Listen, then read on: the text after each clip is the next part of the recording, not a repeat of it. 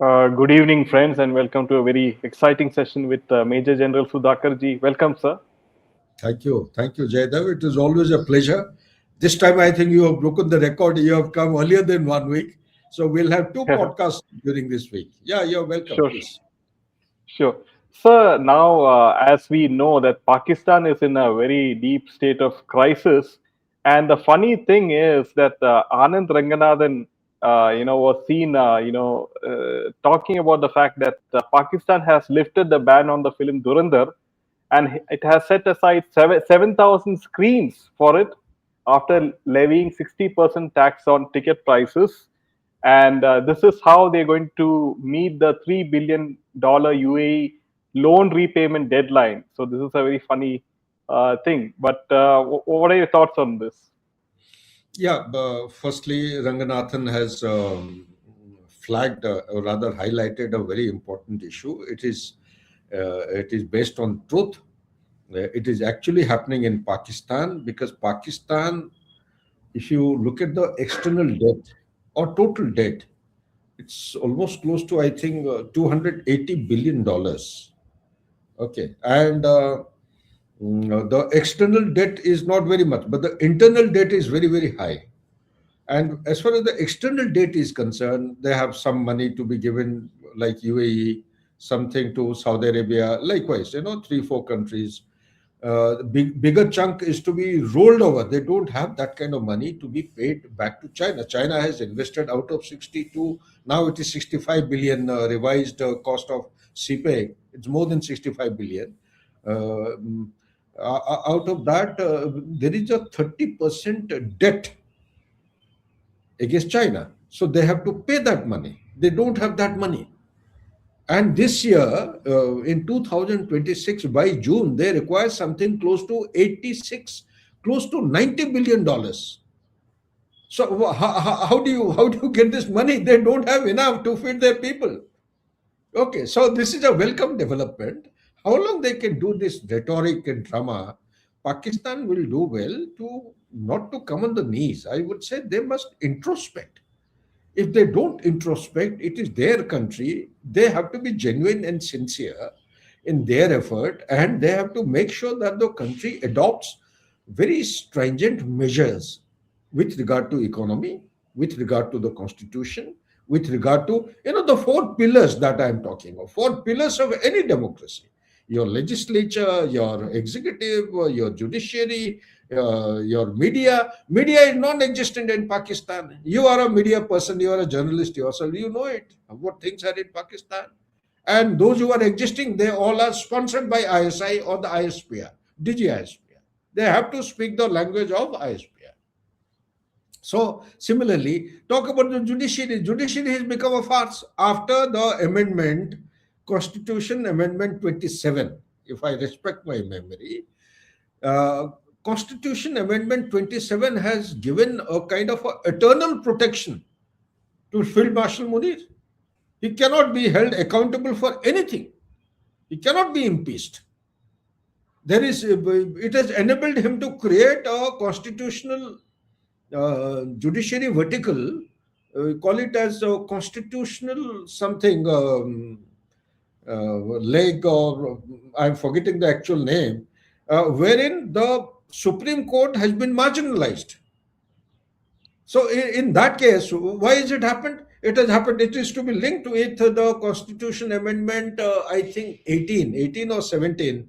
In that, it came into being in 2010-11, and in that, what has happened is they brought in the selected judiciary officials by based on merit, and slowly and steadily they started Constitution Amendment 26. It happened in November 2024. What did happen? What they did, they started putting or inducting the executive authorities. Who are the executive authorities? You have cabinet ministers, the ministers of the political party. Will political party authorities penetrating into a judiciary platform be able to do any justice? The whole thing is totally corrupted now. It has been politicized. Judiciary officials are not actually there. This constitution bench, or whatever name that you have, you can Google up and find out. And in that, what has happened is he has put only those people who will speak the language of Munir. So where is the judiciary, independent judiciary existing in the so-called democracy? So under these circumstances, the economy is in doldrums, constitutional crisis is mounting by the day, one after another. Media is not there, therefore there is no accountability. And when you come to the economy part, you find, you see, there are natural disasters. That is one part. Most important part is the loan they have taken. You see, IMF and World Bank, yes, the rate of interest is lower. It is lower than, I think, 1.5% or 2%. And in the loan taken from China, it is a commercial rate. It is almost 5 to 6, more than 6%. And they continue to be rolled over. So this rolling over cannot be written off. Okay, so for the sake of survival, when the gentleman went to, I think Munir had gone to Saudi Arabia or Kuwait or UAE, over there he was told, "Ki, please return our due." So they are left with, he said, "Ki, you can ask for subsequent bailout or any other, additional this thing. There is going to be no rollover. So you have to pay this amount." So where do they get the amount from?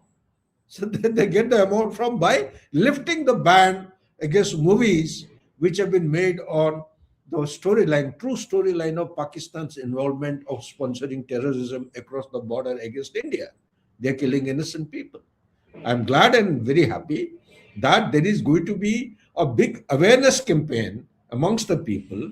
The people of Pakistan have to come onto the street and they have to ask and demand from the authorities in the hierarchy and demand for a reformation of Pakistan. Unless the four verticals or four pillars of democracy are actually reconstituted and reformed, and it has to be reformed by the people of Pakistan. I'm happy and glad that somebody like the present leader of Bangladesh has come. He's actually quietly, calibrated in a very mature manner. He's taking very responsible steps to de to de-radicalize the society and the architecture of Bangladesh, to bring back democracy in a slow and steady manner, to hold people accountable, to have a meaningful and substantive media there in the system in Bangladesh, and to have a kind of a independent judiciary. Okay, so take the example, this country is having more GDP and the per capita income is higher than that of Pakistan. It is the same country which took birth from Pakistan in 1971. If they can do it, why not Pakistan? The Pakistan has to take meaningful steps. That is all I have to say on this. Yeah, also, the fact that the energy supply for Pakistan is in a huge crisis because of the Strait of Hormuz. And the Pakistani petrol prices, it peaked at Pakistani rupees 458 per liter.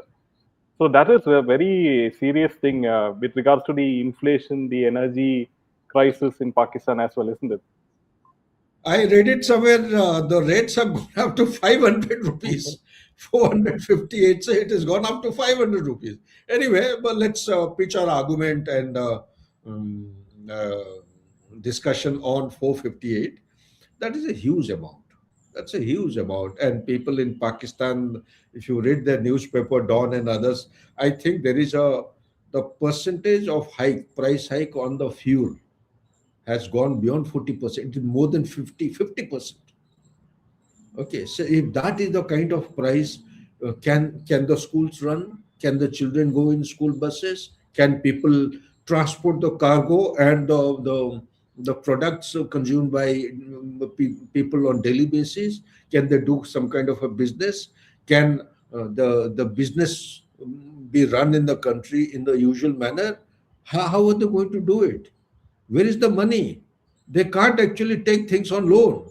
But yes, the saving grace is there is some degree of smuggling of diesel taking place across the border. At some point in time, in multiple literature and platforms, this came out in the open sources that 35% of the consumption of diesel by Pakistan is they import something close to 80%, more than 80%. Okay, out of that, 35% diesel is smuggled. That smuggling has come under checks and balances because it has caught the attention of the international authority. because of the ongoing conflict. The focus of the world has shifted to Iran. So therefore, all activities of Iran and the supply chain of oil is under scrutiny. So Pakistan will not be able to do that smuggling activity, which it could do earlier, very, very blatant manner. Now you come to the second option. Second option is there is a thing called as the ghost fleet. What is ghost fleet? Ghost fleets are these are aging vessels, very old vessels, where they are subjected to changing the transport, disabling the transport. Every ship has got a transponder. Transponder gives, like, every laptop or mobile has got IP number. So every ship, every vessel has got a mark of identity or identification. It is called an automatic identification system, AIS.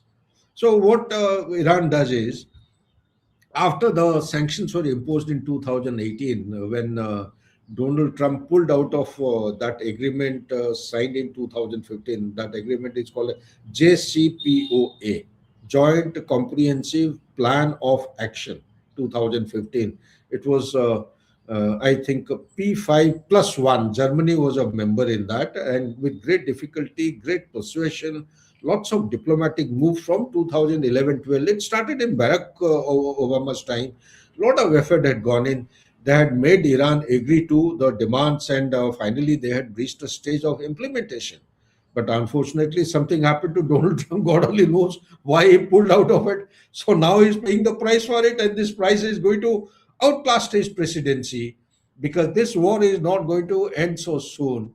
We are talking in 2026. Hopefully, pray like hell that it finishes by 2028. To me, it gives me a feeling, logical conclusion, that this is going to outlast Donald Trump's presidency. It will go beyond 2028, because one has to, it is based on some factors.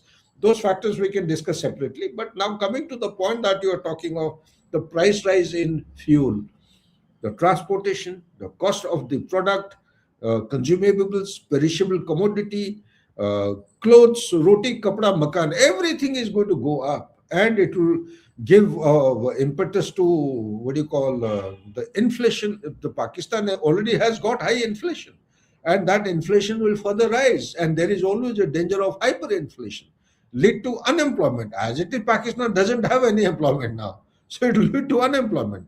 On top of it, we have also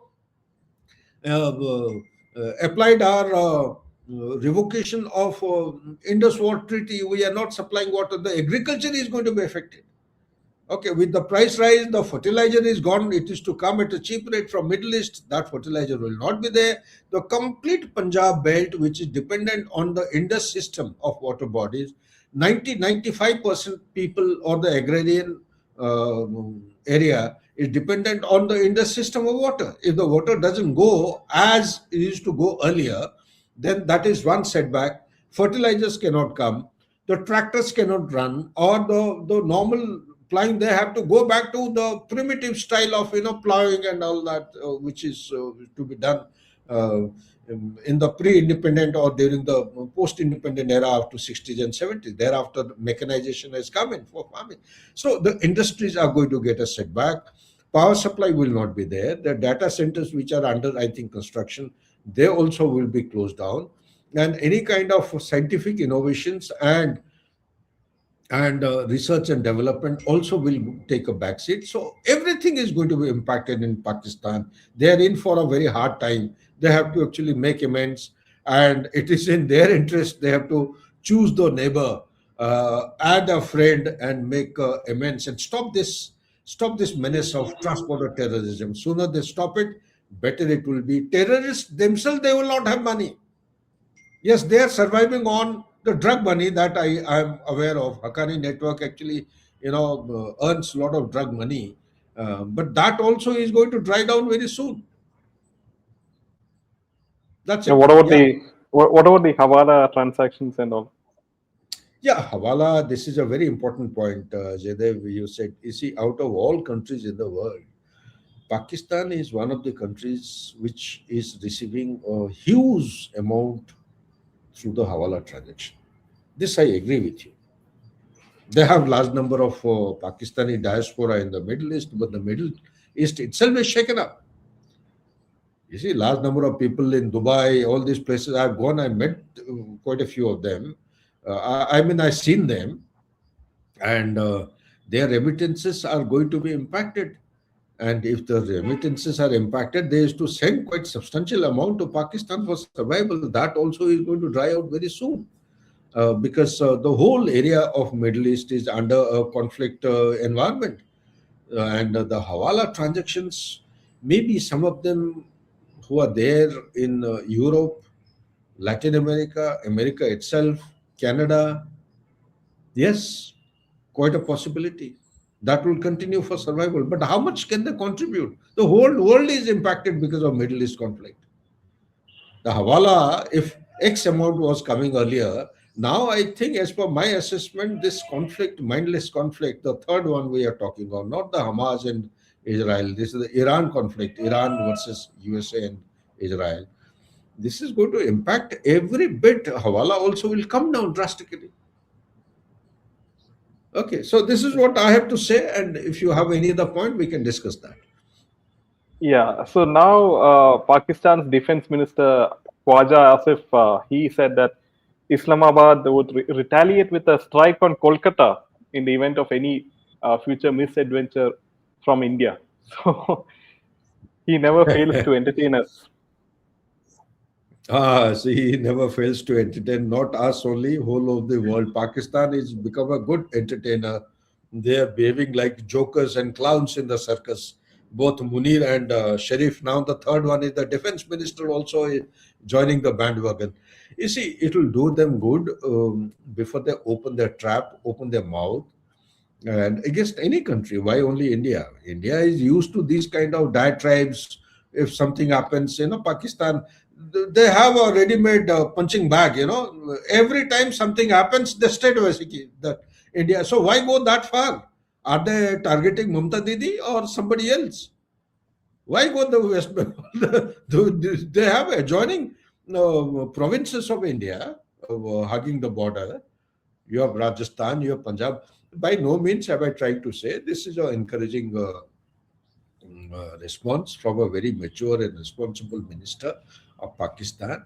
Such kind of communications must be digested, and you don't make such comments, irrational, and I would say uh, um, comments which have the potential to degenerate into hate speeches, and further they will contribute, they will keep adding on, and it will damage not India. India is too big a country to be impacted or affected. It will actually contribute towards further deterioration and destruction of Pakistan. It will speed up the process of destruction of Pakistan. That is what they have to understand, because when you throw muck at others, be prepared that the muck is going to splash back on you.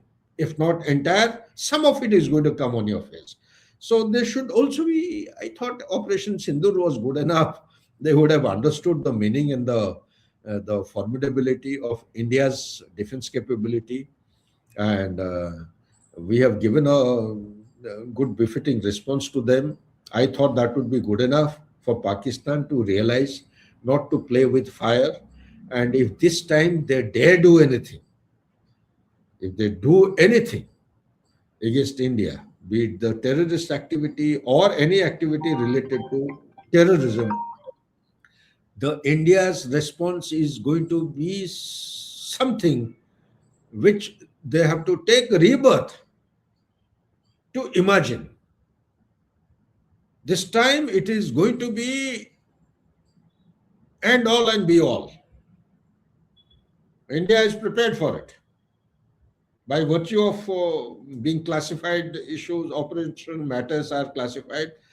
Not that I know of anything, but from the open sources, what one actually understands is that India is not going to spare Pakistan. They dare do anything. If they're talking about West Bengal, well, they should be prepared that all the provisions will cease to exist on map and on ground. Yeah. Pakistan as a country cannot actually exist if they dare do anything now. They have to wait Yeah. for the hammering. And because India has made it very clear that an act of terror is to be treated as an act of war. This is a doctrine. This is a new doctrine which has come into form on the from the night of 9th 10th May 2025. The cabinet committee has decided, that is the highest body to decide a doctrine of this kind, which is, and this is the whole of nation is going to go for war. This is going to be now or never. So beyond this, I'll refrain from making any other comment, because you see, the strategic ambiguity is always better to keep adversary in suspense, so that it acts as a deterrence. Any other clarity, it will lead to dialogue, exchange of diatribes, allegations, counter allegations, claims, counter claims, because they are good in information warfare. There is no denying the fact. Since they cannot win any battle or war on ground, they have to do something which is done without any weapon, without any kinetic means. So that war is called as information war. So let them win. India has started taking strategic steps, and in due course of time, India also is going to create niche and very, very high end kind of uh, milestones can be achieved by India. Give little time. We have just begun. The structure is coming up as far as the information warfare is concerned. There is a greater awareness. There is a counter strategy policy which has come out against terrorism. That itself is a big counter. The nation has taken up, we have adopted a counter strategy against terrorism. Now we are not waiting inside the country, we are looking beyond the boundaries into Pakistan, okay, into Bangladesh. Our people, the NIA is doing a fabulous job, all the security apparatus. I believe yesterday only somebody was mentioning that they had gone to Bangladesh, they caught somebody and brought him to India for investigation. Similar things would be taking place from immediate neighborhood, and I'll be happy if they start practicing same with Pakistan, because with Pakistan we firmly believe in Dhurandhar, Dhurandhar 1 and Dhurandhar 2. Okay, there is no need to get people from Pakistan. They should be subjected to the deserving kind of treatment, like it has been conveyed through Dhurandhar 1 and Dhurandhar 2. That is my response as far as this thing is concerned, Yeah. because Pakistan is in for very serious trouble if they don't mend their ways, and India is very, very serious about addressing the terrorism cycle of activities. Yeah, coming to the last point is Donald Trump has, completely in a very, he has swore on his post that, Iran better open the Strait of Hormuz, otherwise it's going to, US is going to strike the Iran's power plants and bridges and everything, and it's going to be a huge attack and all those things. So, how do you see this? Donald Trump is so unpredictable every day. No, we don't know where the war is heading to. You see, the war is heading. I've just finished one interview with the TV. The anchor asked me the same question. I've given out my predictions. This war is not going to finish before 2028. It will go beyond that. If it finishes, well, it's going to be a happy and welcome development. I also don't want this war to continue. But unfortunately, Donald Trump, the objectives are different. Israel's objective is different. Donald Trump is looking at a restoration of dominance, petrodollar dominance in the world. Today, it has been actually sliding. The dominance at one point in time was close to 86%. It came down to 54% during pandemic. Now uh, it is stabilized at around 58%. For a country of America's size and the status, so like often through your channel, I have said Thucydide doctrine. What is Thucydide doctrine? No superpower will ever like to lose its supremacy and authority. One. Number two, no superpower or established power would like any rising power to come anywhere close to its footing. So what is China to US? India is also to China, and India is also to US. That's why the Deputy Secretary, I think, of State Department, he made a comment in the recently held Raisina dialogue that USA will not allow India to grow like China. They have learned the lesson the harder way. China has left USA in almost everything: technology, rare earth element, you name anything, processing, production, everything. China is miles ahead. So they would like to actually preserve themselves as a superpower, sustained authority and supremacy of a superpower. That can only happen provided their currency, dollar dominance is restored, and that will be restored only if there is only one product which is compulsively, you see, 1973 agreement, if you look back, it said to buy oil or to do business in oil, you can do that only with dollar.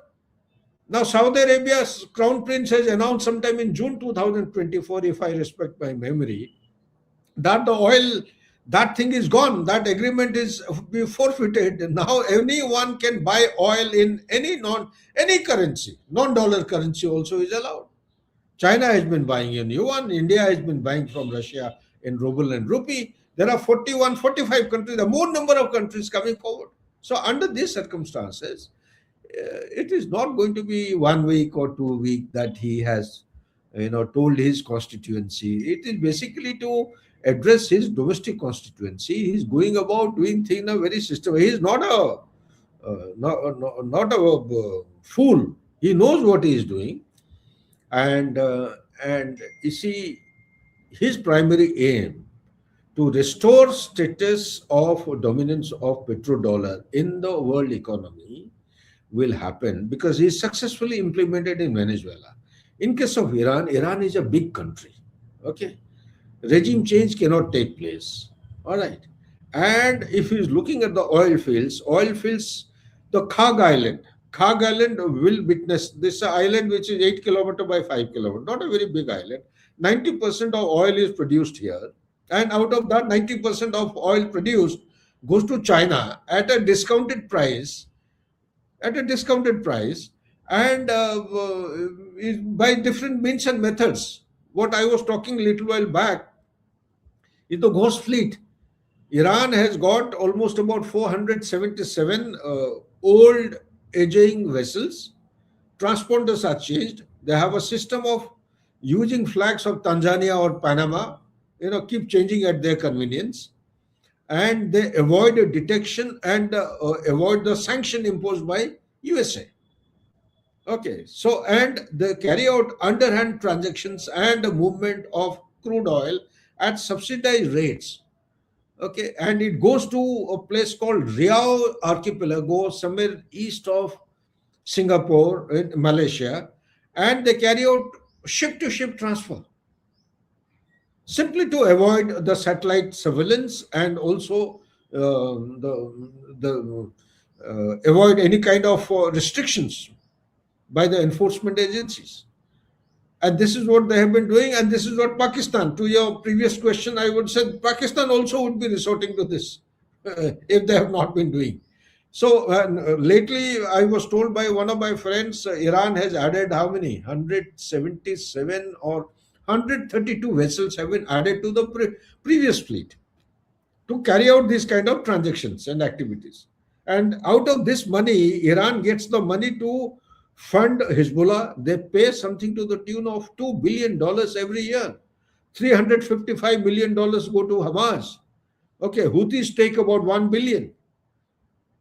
So this is by illegal practice of selling oil at discounted prices by the ghost fleet, the ships which are tracked successfully towards, I think, towards Venezuela and the North Atlantic. USA was tracking them. They may have to do similar kind of tracking here in order to bring this particular wrong practice to an end. Otherwise, this will continue. China will keep feeding. But the question which you have raised is, what is he going to do? Is he actually going to attack the power plants? Is he actually going to attack whatever the energy sources? I don't think so.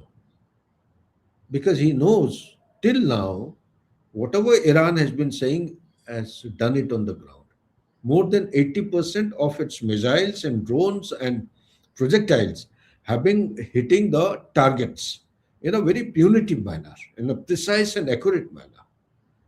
Firstly, intelligence is being provided by Russia, and it has got adequate inventory as far as the missiles and the drones are concerned. It has blinded USA's eyes and ears. The eyes have been blinded. All the surveillance platforms have been degraded or destroyed. Almost all, I would say. Okay, and it has made all kinds of sensor organizations or the establishment or the setups which pick up signatures. They have turned them deaf. Under these circumstances, you take the example of the South Parts, which was hit.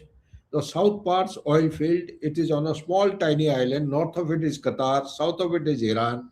Okay.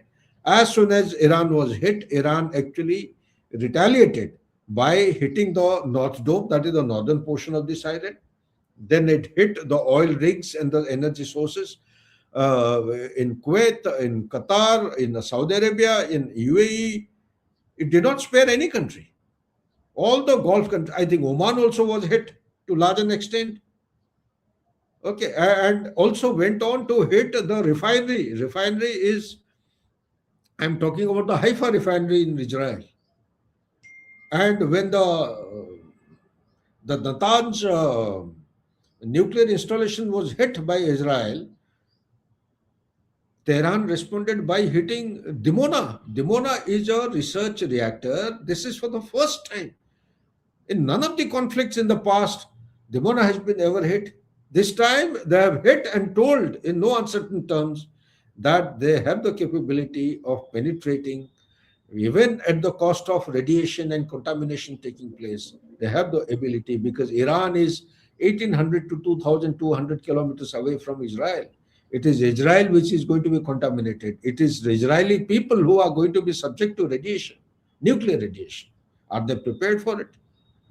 So they have stopped short of it.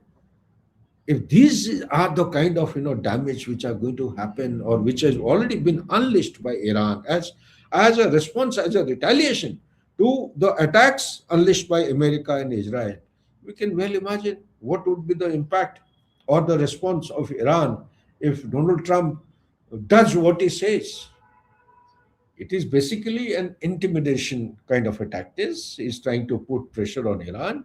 I don't think, as per my understanding, he's going to do. And also, yesterday there was some report which came that America has marshaled all the Jasser E missile system, which can be fired at a range, standoff range of 930 kilometers, because they are very, very scared. They're fearful now because they know that when the aircraft comes, it comes slightly low onto the Earth's surface and flies at a low altitude before it delivers the military hardware or the ordnance against the target.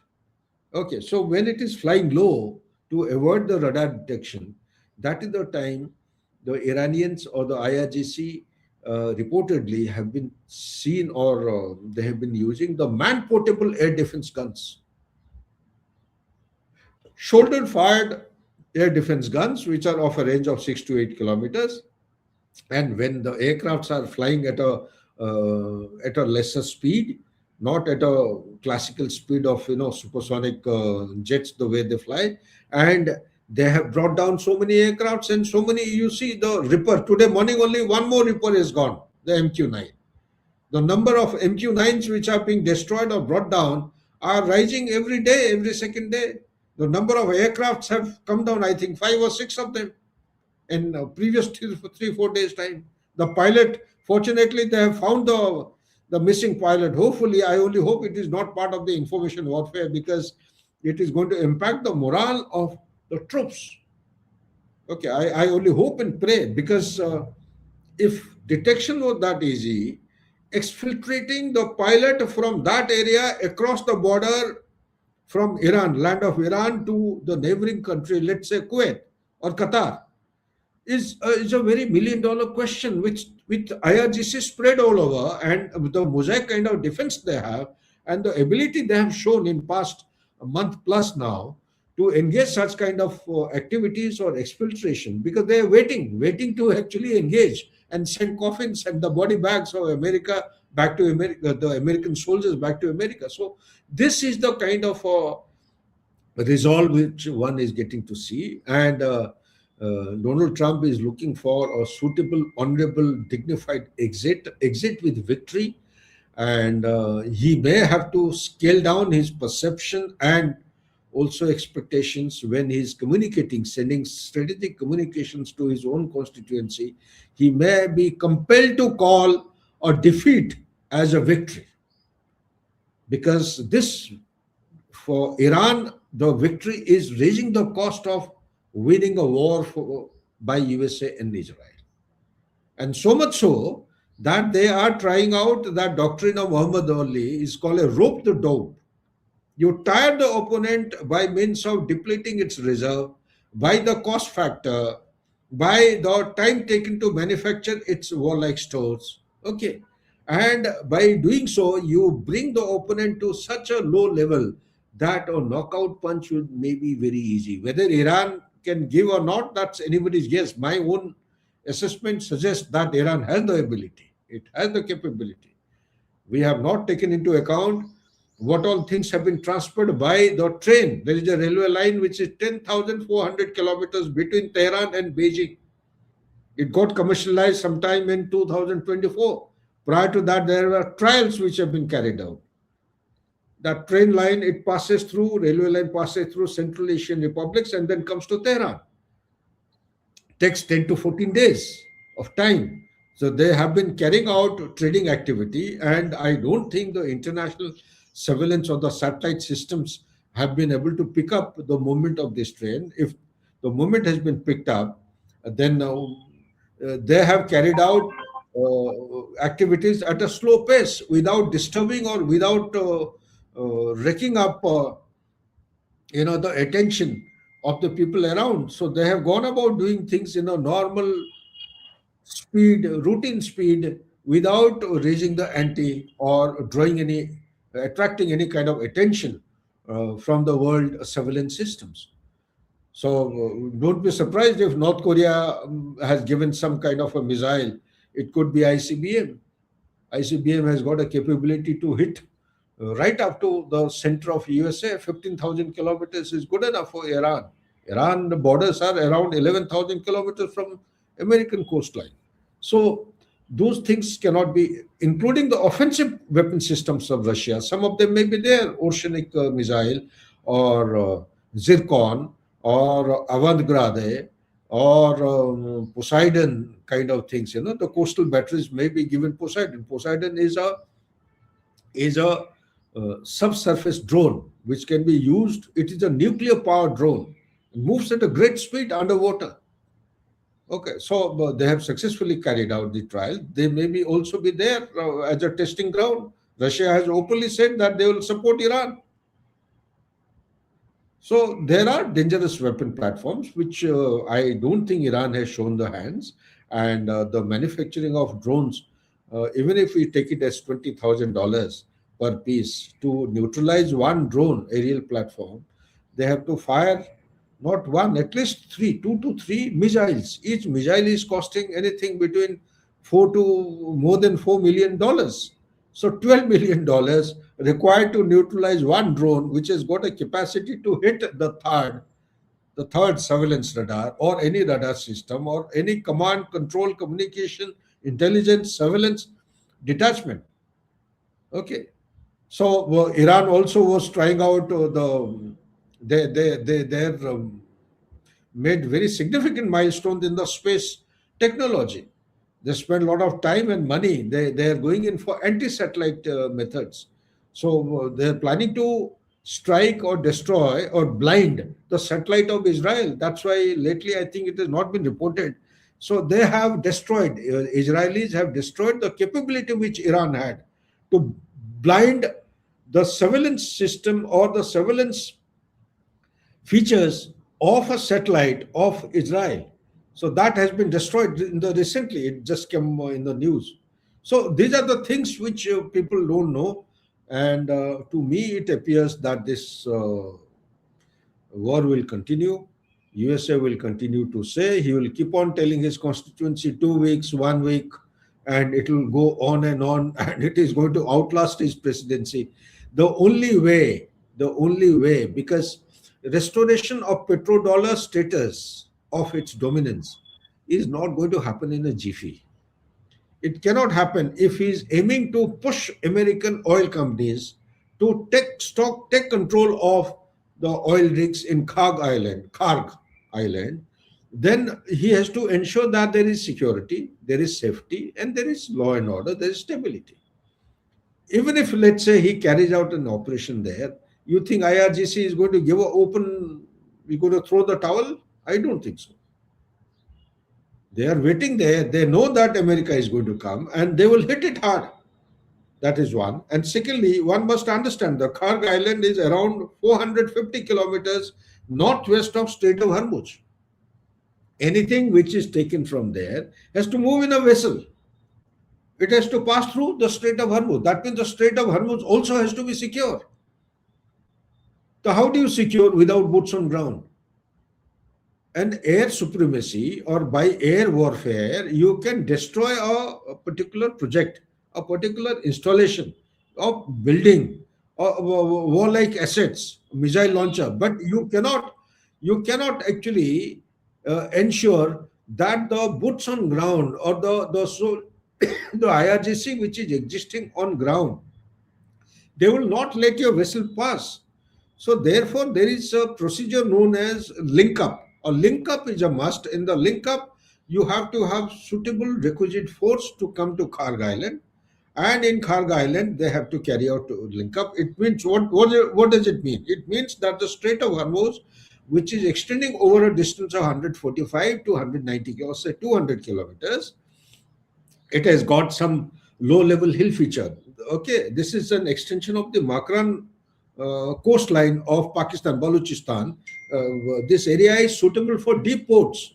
Okay, so it is dominated by low hills, thereafter medium range, and thereafter higher ranges. So low hills means 2000 to 3000 meters.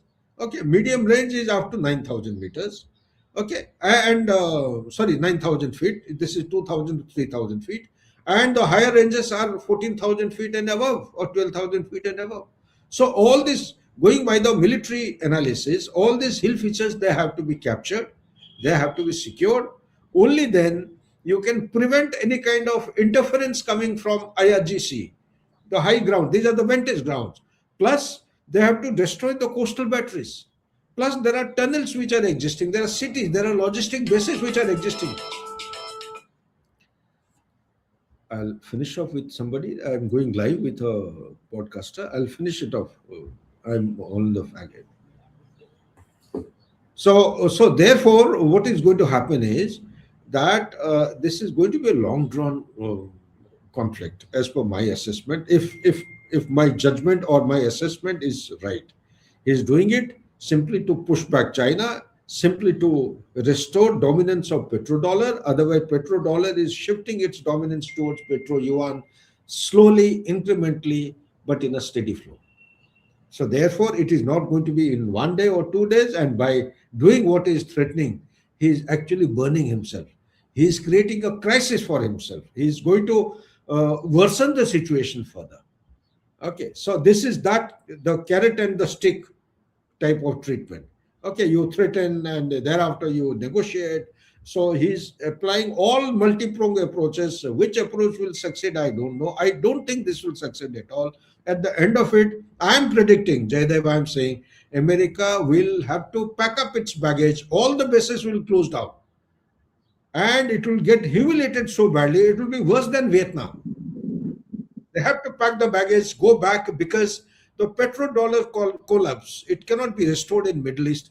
With the crashing of the petrodollar, the entire empire is going to crash. The economic system, it's already with $39 trillion debt. Okay, I have explained the implication of this 39 trillion. Every year they are adding on at least 2 trillion, minimum 2 trillion of debt to their total debts. Okay, 125, 128% debt to GDP ratio for a developed country is a hell of a lot. So therefore, it is going to carry on like this unless the economic crisis rises to such a level because the gasoline there in USA has risen from $3 to $4 now. Once it becomes $5, which I foresee because it is going to impact, people will come on the street. When people come on the street, there is going to be a political, I call it as a political war, which is taking place. Okay, so he automatically will have to step down. If they can't impeach him, he may have to give up as a president. He cannot sustain at this rate. So there is going to be a kind of a civil war, political civil war, which I visualize in USA. USA is going to crumble. It is going to cripple economically and militarily. It cannot sustain. This is how I visualize by 2028 and beyond that. I don't think they will be able to make any headway of putting boots on ground. Small little skirmish and fighting may take place here and there, but a consolidated, holistic invasion into Iran is definitely out of question. They will not do it. And small little activity here and there, maybe in Strait of Hormuz or this place, Khag Island, may take place. So all these things, they are waiting to send coffins and the body bags. Is Donald Trump ready to pay the cost? So the cost and the consequences will give the answer whether Donald Trump is going to stay on for longer time or it is going to truncate its time, create a narrative in such a way, call defeat as a victory as far as his perception and his constituency perception is concerned. There is only one solution, and that solution is abrupt U blind turn. He has to take a U turn, okay, and get back to his country because the country is on fire. Yeah. Thank you very much, Sudhakar Ji, and we'll see you soon. Thank you. Thank you so much. Thank you. Thanks. Jai Hind.